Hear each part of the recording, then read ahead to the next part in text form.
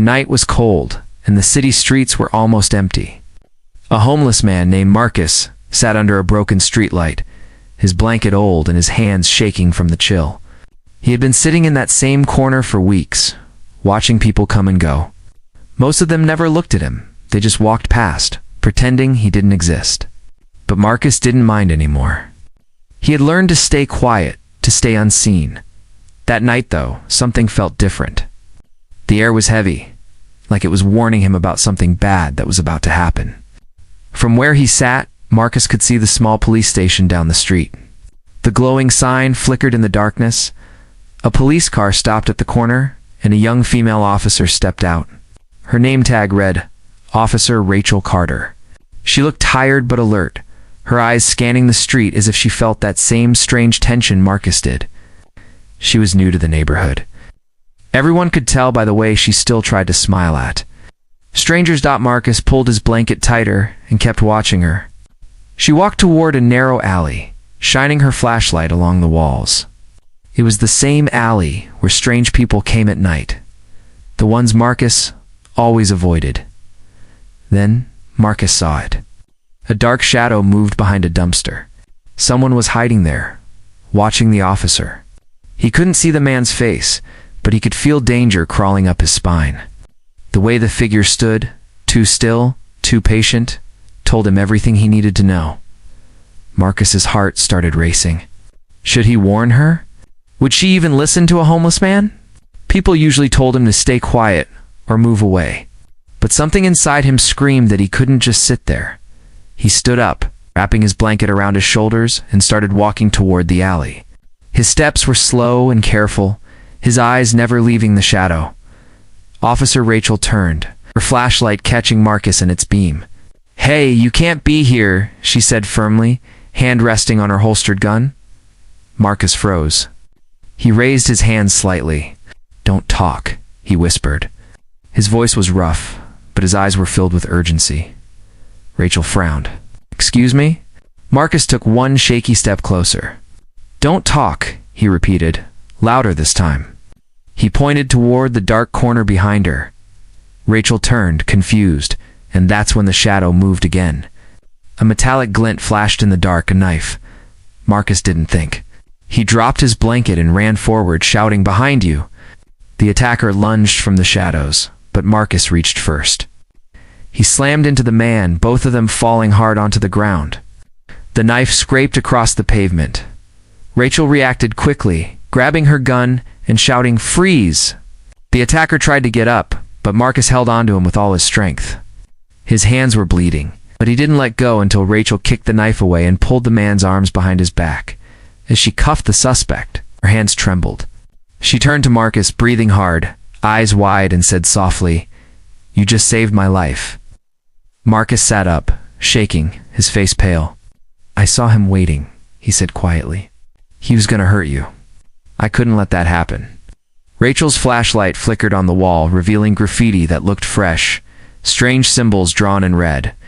She frowned, realizing this wasn't just a random attack. "Why were you watching this alley?" she asked. Marcus hesitated. His voice dropped.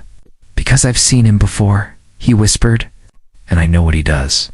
Rachel looked at him, suddenly unsure whether she was standing next to a hero or a man who knew too much. The wind blew through the alley, carrying the faint sound of sirens in the distance. Rachel called for backup, but her mind stayed on Marcus's warning, those two strange words that started it all. "Don't talk." Didn't know yet that those words would save her again and reveal something darker than she could ever imagine. The flashing red and blue lights painted the alley in color as two police cars arrived. Officer Rachel stood near the suspect, who was now handcuffed and silent, his face hidden under a hood. Marcus sat on the ground, shivering. A thin blanket draped over his shoulders again. The other officers quickly took control of the scene. One of them, Sergeant Miller, gave Marcus a suspicious look. "Who's this guy?" he asked Rachel. "He saved me," Rachel replied. "He saw the attacker before I did." Miller frowned. "A homeless man saved a cop. That's a new one." Rachel ignored the tone. She crouched beside Marcus. You said you've seen him before? Where? Marcus rubbed his hands together. His voice was low and unsure. Around the bridge? He watches people. Late at night, he doesn't rob them. He follows them. Rachel's brows furrowed. Why didn't you report it? Marcus gave a weak smile. Would anyone listen to a man who sleeps on the street? Rachel didn't answer. She knew he was right. The paramedics cleaned a cut on Marcus's hand, while the police loaded the attacker into a car. The suspect didn't speak once. He only stared at Marcus, his expression calm, almost knowing. When their eyes met, Marcus froze. A chill went down his spine. Officer Marcus whispered, "He knows me." Rachel looked at him sharply. "What do you mean?" Marcus didn't reply. He just looked at the ground. The fear in his eyes said more than words could.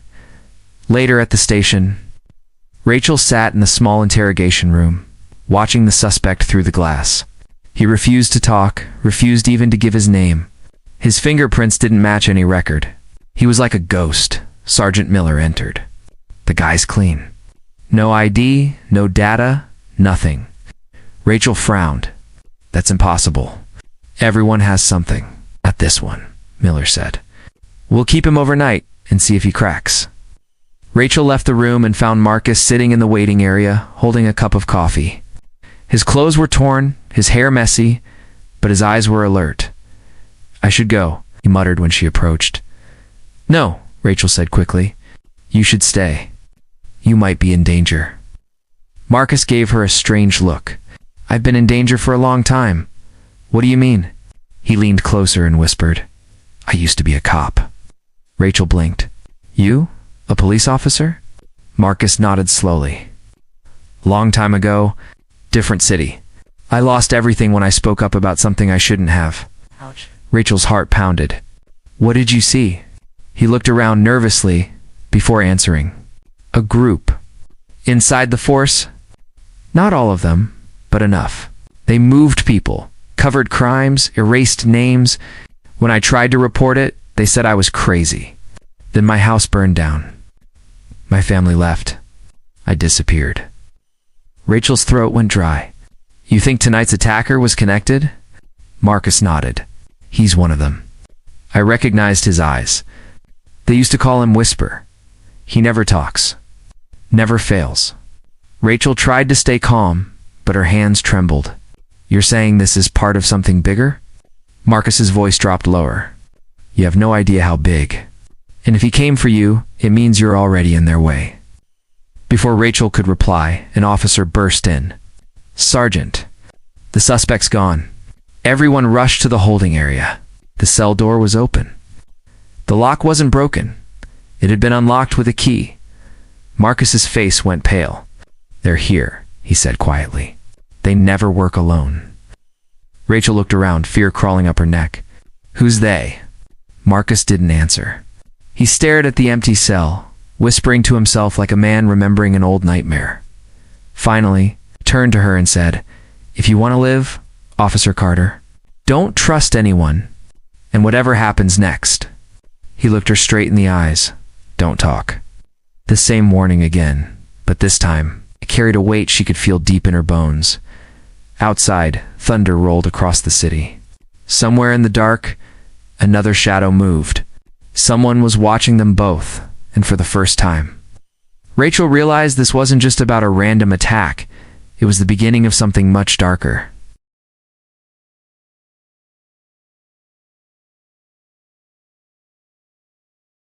The rain came down hard that night, washing the streets clean, but leaving the fear untouched. Officer Rachel Carter drove through the empty city, her police radio silent, her thoughts loud. Beside her sat Marcus, the homeless man who once wore a badge. His eyes never left the rearview mirror. They'll come for me first, Marcus said softly. Then for you. Rachel gripped the steering wheel tighter. Who are they, Marcus? Who are these people you keep talking about? Marcus didn't answer right away. He stared out the window as if the darkness itself was listening. They're not a gang, he said finally. They're not drug dealers or killers. They're people inside the system. People who make the bad things disappear, and anyone who talks about them too. You're saying they're in law enforcement? Marcus nodded. Everywhere. Police, government, even hospitals. They call themselves the Quiet Hand. Rachel felt a chill crawl down her arms. The name sounded like something out of a movie. But the fear in Marcus's voice was real. They sent him Whisper to test me, Marcus continued, to see if I was still alive. But when you got involved, you became part of it too. Rachel shook her head. I don't believe this. Why would they care about me? Marcus turned toward her. Because you're new. You still believe in rules. You still think the badge means something? People like you. They break too easily. A loud bang interrupted him. The car's rear window shattered. Rachel screamed and hit the brakes, the tires screeching on wet asphalt. Bullets followed 2, then 3 more. Get down. Marcus shouted. Rachel ducked as Marcus grabbed the steering wheel and yanked it hard. The car spun, sliding into an alley. He kicked the door open and pulled her out. They ran through the rain, their feet splashing in puddles as gunfire echoed behind them. They hid behind a dumpster, both panting. Rachel's heart pounded like a drum. They shot at a police car, she whispered. In the middle of the city? Marcus nodded grimly. They can do whatever they want. No one will report it. Rachel peeked around the corner, but the street was empty. Whoever shot at them had vanished. We have to go somewhere safe, she said. There's no safe place, Marcus replied. But I know somewhere they won't look. Not yet. He led her through back alleys until they reached an old train station. The lights were broken, the walls covered in graffiti, and rats scattered as they entered. Marcus led her down a narrow stairwell into a storage room hidden behind rusted doors. This is where I stay sometimes, he said. No cameras, no patrols. Rachel looked around. There was an old mattress, a few candles, and a stack of notebooks on a wooden crate. She picked one up. Inside were pages filled with names, dates, and newspaper clippings. Some were marked with red ink. You've been watching them, she said. For years, Marcus answered. Every missing person, every quiet cover-up, every cop who retired early, it's all connected. Rachel turned a page and froze. Her own precinct's name was written there. Her captain's photo was circled in red. What is this? She asked in shock. Marcus looked at her with tired eyes. Proof. He's one of them. That's why I told you, don't trust anyone. Rachel stepped back, her mind spinning. You're saying my captain is part of this? No, he's been helping me since day one, Marcus sighed. That's what they do. They help you. Until they don't. A sudden sound came from upstairs footsteps. Slow, steady, heavy. Someone was in the station. Rachel turned off her flashlight, her pulse racing. Marcus whispered, They found us. The footsteps grew closer. A shadow appeared through the crack under the door. Rachel pulled out her gun and aimed it at the entrance. Marcus reached out and pressed his hand on the barrel, whispering, Don't talk. Don't move. The doorknob began to turn. The rain outside thundered harder, masking every sound except the creak of the opening door. They held their breath as the darkness stepped inside. And in that moment, Rachel realized that every truth Marcus told might have been real, that both of them might not live long enough to prove it. The air inside the train station basement turned heavy. Rachel could hear her own heartbeat echoing in the silence. The door creaked open, slow, deliberate, and a flashlight beam cut through the darkness. Marcus held his breath, pressing a finger to his lips. Rachel stayed still, her gun shaking slightly in her hands. The footsteps stopped just outside the door. Then, suddenly, the light turned off. For 5 long seconds, everything was pitch black. Then a voice whispered from the shadows, You shouldn't have saved her, Marcus. Rachel froze. The voice was low, cold, and to calm. Marcus's eyes widened. He knew that voice. Whisper, he mouthed. Before they could move, the door burst open. A figure dressed in black tactical gear stepped in, his face hidden by a mask. In one smooth motion, he kicked the gun from Rachel's hand and shoved her against the wall. Marcus grabbed an old metal pipe and swung. The man dodged, fast as lightning, but the hit caught his shoulder. Whisper stumbled back, silent as ever. then disappeared into the dark again. Rachel scrambled to her gun, pointing it toward the shadows. "Show yourself," she shouted, her voice trembling. No answer, just the soft sound of footsteps retreating up the stairs. Then silence again. Marcus exhaled sharply. "He's not gone," he said. "He never leaves until he finishes." Rachel looked at him. "Then what does he want?" Marcus hesitated. "Not me, you."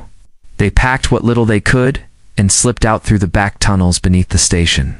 The old train lines were abandoned, stretching into the underground like veins of a dead city. Rachel's flashlight shook in her hand as they walked through the darkness. Marcus finally spoke, his voice echoing off the tunnel walls. "There's a place I used to go, an evidence storage facility.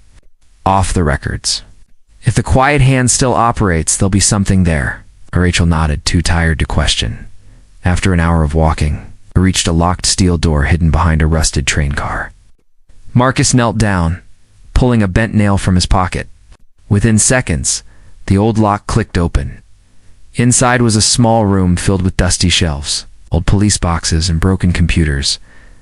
Rachel brushed off a layer of grime from a metal cabinet marked "Closed Cases Confidential."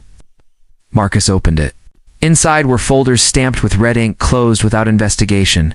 Names filled the pages, missing officers, witnesses, and civilians. Rachel picked one up and gasped. It was her captain's signature at the bottom of nearly every report. Marcus watched her. "Now you see," he said. "They cleaned their mess with paperwork. No proof, no trail, no justice." Rachel flipped another file open and froze. Inside was a photo of Marcus, years younger, in uniform. Under it were words typed in bold. Subject: Marcus Lee. Status: terminated. Threat level: high. She looked up at him. "They marked you as dangerous." "I told the truth," he said quietly. "That's what makes you dangerous to them." Suddenly, the fluorescent light above them flickered once, twice, then went out completely. Rachel's voice tightened. "He's here." Marcus pulled her behind a row of cabinets. Whisper's shadow appeared in the doorway, his figure backlit by the faint glow of a flashlight. "Leave the files," he said, voice calm, unhurried. "You were never here." Rachel aimed her gun. "You think I'll walk away after this?" Whisper tilted his head. "You already have. You just don't know it yet." Before she could react, Marcus grabbed a smoke grenade from an old evidence box and pulled the pin. The room filled with thick gray smoke. They ran through the back door as gunfire erupted behind them. They burst into the rain-soaked street above, coughing and gasping for air. Sirens wailed somewhere far away, but no one came close. Rachel clutched the folder to her chest. "We need to show this to someone." Marcus shook his head. "No, you show this to the wrong person, and we're both dead." He looked her straight in the eyes and said again, quietly but firmly, "Don't talk."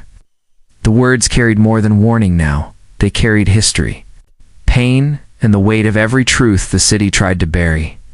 And for Rachel, it was too late to turn back. The morning sun rose weakly over the city, but the light brought no comfort. Rachel and Marcus hid inside an old mechanic's garage on the edge of town. The air smelled of oil and metal, and the only sound was the soft hum of passing cars outside. Rachel sat on the floor, staring at the folder she'd taken from the secret room. Her hands trembled as she turned each page. Photos, reports, evidence of crimes that were supposed to be buried forever. They killed officers. They erased them like they never existed. Marcus nodded, his eyes distant. "That's how the quiet hand works. They erase people who talk, and the world forgets them." Rachel closed the folder, her mind racing. "We need to expose them. Someone has to listen, someone we can trust." Marcus sighed. "Trust is what got me killed once. But," he looked at her hesitant, "if you really want to try, there's one person. Captain Reeves." Rachel blinked. "My captain?" Marcus nodded slowly. "He wasn't always part of them. Back when I was a cop, Reeves helped me once. If there's any good left inside the force, it's him."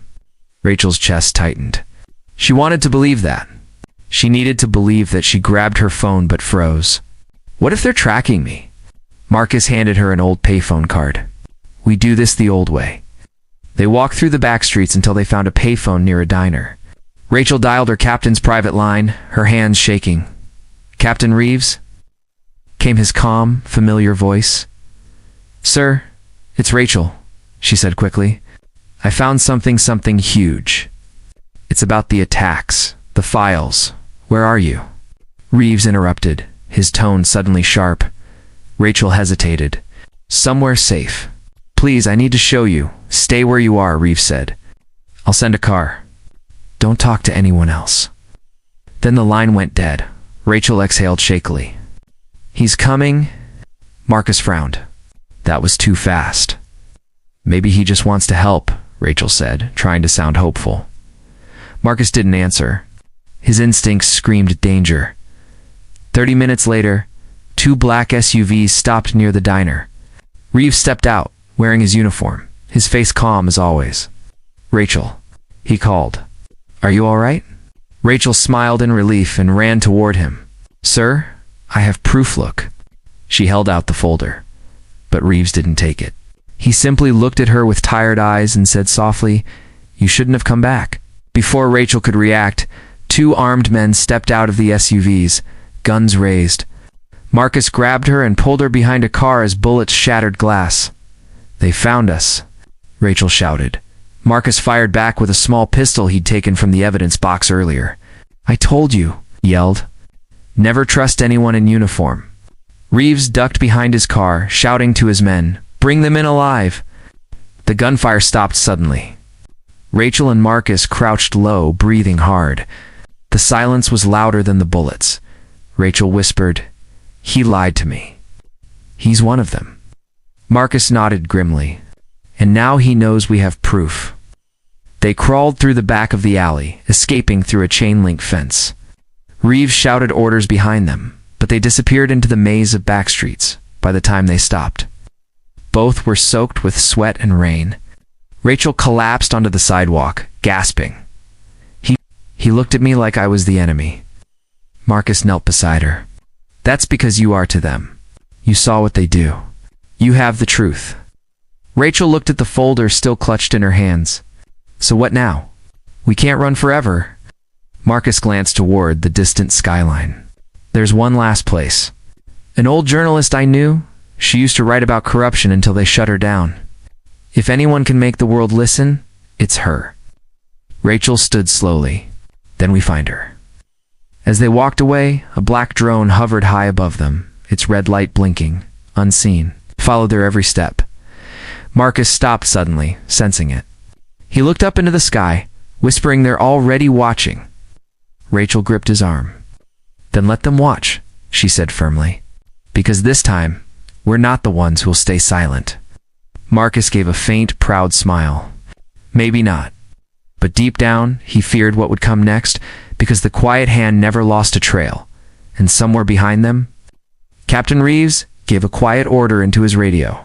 If they talk, erase them both. The city looked calm under the evening sky, but Rachel knew peace was only an illusion. She and Marcus sat in a small, dim apartment above an old print shop, watching a dusty TV screen flicker between static and news. The quiet hand's reach was everywhere, even the news was theirs. The folder of evidence lay on the table between them. Water-stained, torn, priceless. Rachel looked at Marcus. If we don't share this now, it'll all disappear.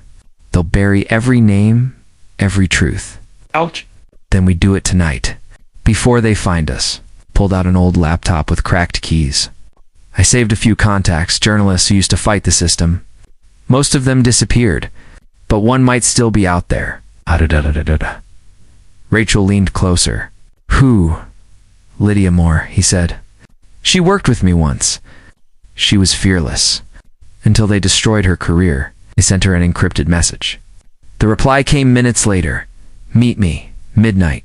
Channel 9 newsroom. Rachel looked at Marcus. It could be a trap. Marcus smiled faintly. Everything's a trap. But sometimes you still have to walk in. At midnight, the newsroom was almost empty. Only the glow of monitors lit the dark room. Lydia Moore stood by the window, older now, her face marked with years of silence. "Marcus Lee," she said softly when they entered. "I thought you were dead," almost Walsey Marcus replied. "We've got something the world needs to see." Rachel handed her the folder. Lydia's eyes widened as she flipped through the files. "My God, this is enough to burn down half the city hall." "That's the plan," Marcus said. Lydia nodded. "I can get this on air, live. But once it's out, they'll come for us all." Right. Rachel met her gaze. "Let them." Lydia led them to the control room. The studio was silent, except for the hum of machines. She adjusted the camera and pointed to the light. "When it turns red, you're live. Tell the truth." Every word. Rachel took a deep breath. Marcus stood beside her, his hand resting on the table. The red light blinked on. "This is Officer Rachel Carter," she began, her voice shaking. "If you're watching this, it means the truth is finally being told. There's a group hidden inside our system." A loud bang interrupted her. The studio door flew open. Armed men in black stormed in. Lydia screamed. Marcus grabbed the microphone. "Keep it rolling," he shouted. He slammed his hand on the control panel, locking the broadcast. Cameras kept rolling as chaos filled the room. Rachel dove behind the desk, pulling Marcus with her. Bullets tore through screens. Lydia crawled to the control board, pressing buttons wildly. The broadcast continued. Viewers across the city saw flashes, gunfire, shouting Rachel's terrified face. Marcus's voice shouting, "They're here. The quiet hand is real." Then a single gunshot echoed. Marcus fell. Rachel caught him before he hit the floor. "Marcus, stay with me." He smiled weakly. "I told you. Don't talk." "Oh," Rachel whispered, tears streaming down her face. "You can't leave now." His hand gripped hers, trembling. "You made them listen." "That's enough." The red broadcast light flickered, then went out. The feed was cut. Silence filled the studio. Lydia looked up, her face pale. "They shut us down." Rachel stood slowly, rage replacing her fear. She picked up the last working camera and whispered, "Then I'll make them hear me." She hit record again. By the time the real police arrived, the attackers were gone. Marcus lay still, the folder clutched in his hand. Rachel sat beside him, the camera still rolling, her voice hoarse but strong. "The quiet hand exists. Marcus Lee died for the truth. Don't let them silence him. Don't talk, act." Days later, the footage leaked online. Millions saw it. The world finally learned what Marcus had tried to warn them about. Rachel disappeared soon after. No one knew where she went, but sometimes, late at night, a faint message appeared on hacked broadcasts across the city screens. Words typed in white over black, "The quiet hand is broken. Don't talk. Keep watching." And somewhere in the dark, the truth kept breathing.